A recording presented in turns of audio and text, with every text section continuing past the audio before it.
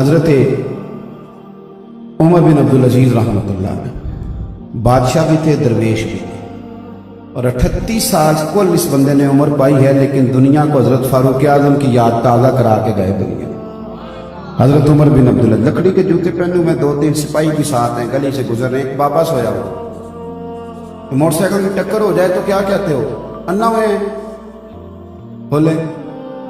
حضرت عمر بن عبدالعزیز گزر رہے تھے، لکڑی کے جوتے پہنے ہوئے تھے اور سپاہی آپ کے ساتھ تھے۔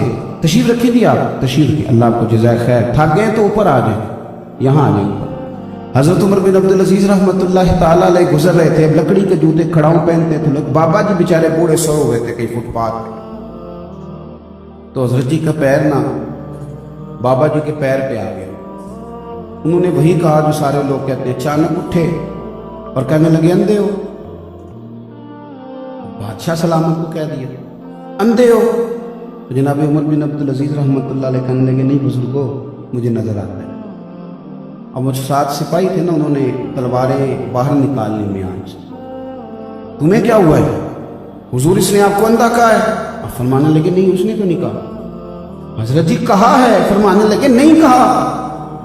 میرا دل کرتا ہے کہ ایک دفعہ کے مریدوں اور شاگردوں کے سامنے ہاتھ باندھوں، سب کے مریدوں کے سامنے، کہ پیر صاحب کو جا کے نا سچی باتیں بتایا کرو، جھوٹ نہ بولا کرو کہ فلانے کا مرید یہ کہہ رہا ہے، مہربانی کرو، لڑانے میں بڑا کردار ادا کرتے ہو اللہ ماشاءاللہ، اس طرح نہ کرو، خیر کی بات، اچھا جملہ، اچھی بات آگے روایت کریں، کچی بات روایت نہ کریں۔ حضرت عمر بن عبدالعزیز کے وہ تلوار نکال لی دونوں سپاہیوں نے۔ کیا ہوا تمہیں؟ حضرت اس کی گردن کاٹیں گے، آپ کو اس نے اندھا کہا ہے۔ آپ فرمانے لگے اس نے تو نہیں کہا۔ حضور کہا ہے؟ فرمایا نہیں کہا۔ حضرت جی کہا ہے؟ فرمانے لگے بابا تم سے باتیں کر رہا تھا کہ مجھ سے کر رہا تھا؟ حضور آپ سے کر رہا تھا۔ تو فرمانے لگے بیوقوف ہو، انہوں نے تو پوچھا ہے، ایک سوال پوچھا ہے، کیا آپ اندھے تو نہیں؟ تو میں نے کہہ دیا نہیں مجھے نظر آتا ہے، اس میں جھگڑے والی کون سی بات ہے؟ او جتن جتن تے ہر کوئی کھیڑے، تو ہارن کھیڑ فقیرہ، جتن جتن تے ہر کوئی کھیڑے، تو ہارن کھیڑ فقیرہ، اور جتن دا ملکوڈی پیندائی ہارن دا مل ہیرا، جتن دا ملکوڈی پیندائی ہارن دا مل۔ میں آپ کو ایک اور بات بھی بتاتا ہوں، یہ گاڑیوں میں تو میں نے اب سفر کرنا شروع کیا ہے نا، تو بسوں میں بڑا سفر کیا، غریب گھر سے تعلق تھا، بس کا کرایہ بھی سوچ کے ہی چلتے تھے کہ کرایہ بھی پاس ہے کہ نہیں آنے جانے کا۔ تو میں بس میں بیٹھا تھا، تو میرے ایک سیٹ چھوڑ کے نا، تو اگلی سیٹ پہ ایک شخص نے ایک بندے کو معاذ اللہ استغفر اللہ قائل کر رہا تھا کہ یا رسول اللہ نہیں کہنا چاہیے۔ تو رش تھا بس کے اندر، پریشان تو میں بڑا تھا، لیکن میں نے کہا کہ کوئی گنجائش بنتی ہے تو میں جا کے دلیلیں دیتا ہوں۔ اچھا وہ اسی 10-15 منٹ کی کش مکش میں نا سٹاپ آ گیا اس بندے کا جس کو سمجھایا جا رہا تھا، سمجھایا جا رہا تھا، اس نے اترنا تھا۔ اترتے وقت کہتا ہے انہوں جڑا سمجھا رہا مول سے تو ان کتنا ٹائم ہویا مینوں سمجھانے؟ وہ کہتا جی گھنٹہ ڈیڑھ ہو گیا۔ کہتا چلو تشریف کو یا رسول اللہ مدد۔ آپ یقین کریں میں بڑا پریشان تھا، میرا کلیجہ ٹھنڈا ہو گیا، میں کہا بھائی تو بیلیا کمال ہی کر گیا۔ کوئی اس نے جواب نہیں دیا اس کی بات کا، کوئی بات نہیں کسی قسم۔ اور یار ہم تو دشمن کو بھی پاکیزہ سزا دیتے ہیں، ہاتھ اٹھاتے نہیں اسے اس کی نظروں سے گرا دیتے ہیں۔ اس نے ان کو کتنا ٹائم لایا ہی، کہتا گھنٹہ ڈیڑھ ہو گیا، کہتا میں تشریف رکھو یا رسول اللہ مدد۔ میں کہہ لیا بھائی میری بھی ٹینشن ساری دور کر گئی تھی۔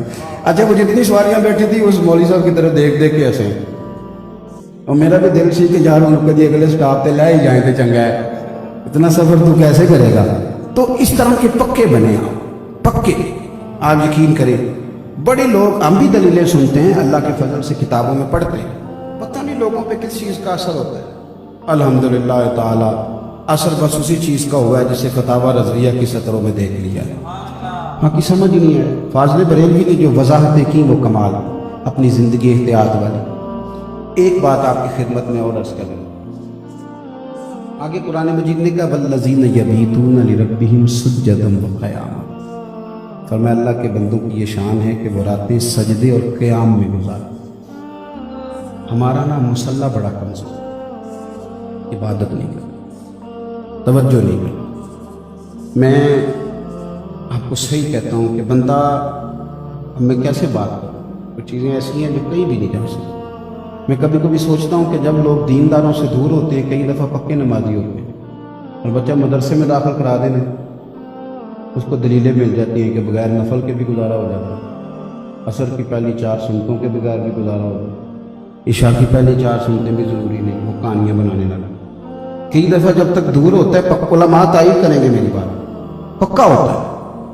ہم لوگ عبادت سیکھنے، میں مسجدوں کے اندر میں نے میٹنگیں ہوتی دیکھی ہیں، اور بڑے بڑے تگڑے عاشق رسول کہلانے والے جو مولویوں کو کہتے ہیں کہ ان کے تو پلے کچھ نہیں، ہم عاشق رسول ہیں، بڑے بڑے تگڑے ورکر، پکے عاشق رسول، جنہوں نے عشق کی مور بھی اپنی جیب میں رکھی ہے، کسی وہ لگائیں گے تو کوئی دوسرا بنے گا، ورنہ نہیں بننے دیتے۔ وہ اتنے تگڑے عاشق رسول، نماز کا ٹائم ہو جائے نا تو یا انہیں کام یاد آ جاتا ہے، یا وہ کہتے ہیں جی میں اپنے محلے والی مسجد پہ جا کے پڑھ گئی۔ بھئی یہ نہیں مسجد اتنے پڑھ کے جا، نماز سے بھاگتے، عبادت کی طرف توجہ نہیں کرتے، ذوق نہیں۔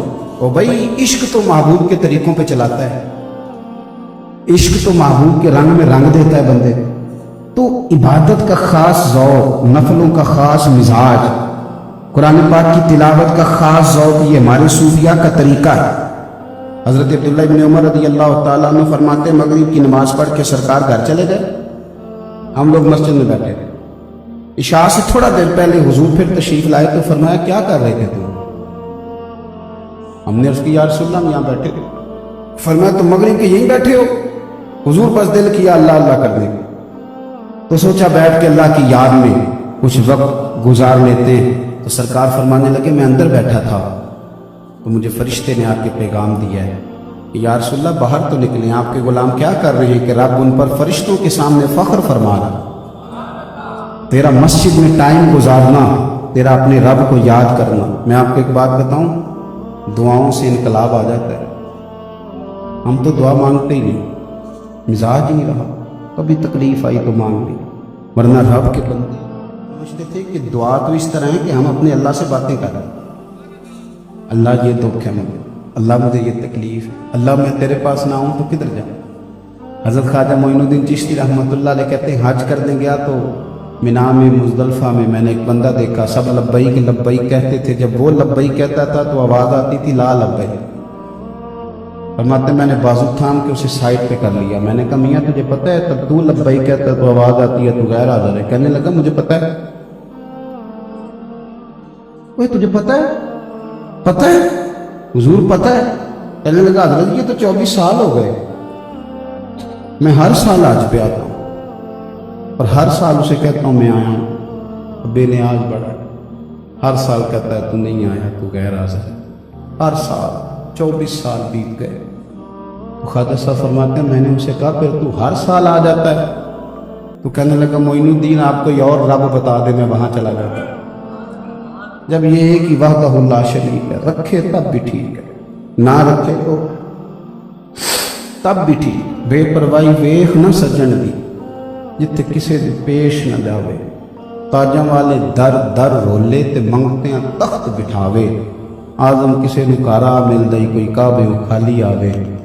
کہ 24 سال ہو گئے، کدھر جاؤں، مالک کی یہ ہے، رازق کی یہ ہے، رکھ لے تب بھی ٹھیک ہے، نہ خواجہ صاحب فرماتے ہیں میرے وجود کے رونگٹے کھڑے ہو، آنسو میرے خود بخود برسنے لگے۔ کہتے میں وہیں کھڑا تھا کہ عاطف غیب سے ندا آئی معین الدین تو ہٹ جا کہ میرا اور میرے بندے کا معاملہ۔ اس سے کہہ دیا نا 1 سال تیرا قبول ہے تو یہ اگلے سال آئے گا نہیں، اس کا آنا بڑا پیارا لگتا ہے، 24 سال ہو گئے، جس کا حج قبول کیا اس کی برکت سے ہی تو قبول کیا ہے۔ او میرے بھائی اس کی بارگاہ کا رجوع، اس کی بارگاہ کا رجوع۔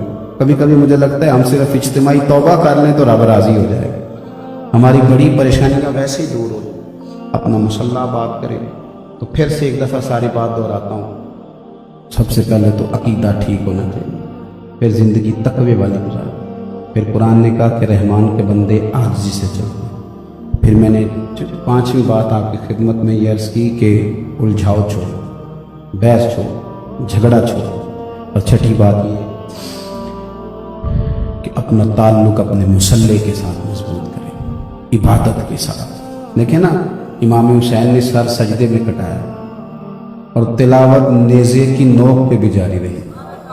حسین کا تو قرآن اور نماز سے پیار ہے، تو پھر ہم کس طرف جا رہے ہیں؟ اس لیے اپنی ترجیحات کو بدلیں، اپنے اندر ایک خوشگوار تبدیلی لائیں، اپنے ذائقے بدل لیں۔ ذائقے بدل جاتے ہیں نا، کچھ لوگوں کو کم مرچوں میں مزہ آتا ہے، کچھ کو زیادہ میں۔ جو چیز زبان کو لگ جائے گی وہ لگ جائے گی، اپنے ذہن کا ذائقہ بدلے۔ میں آج بڑی درد مندانہ آپ سے اپیل کرنے لگا ہوں، موبائل کا استعمال تھوڑا کم کر دیں، ورنہ بڑے الجھ جائیں گے۔ اس کو تھوڑا کم کریں اور تسبیح کا استعمال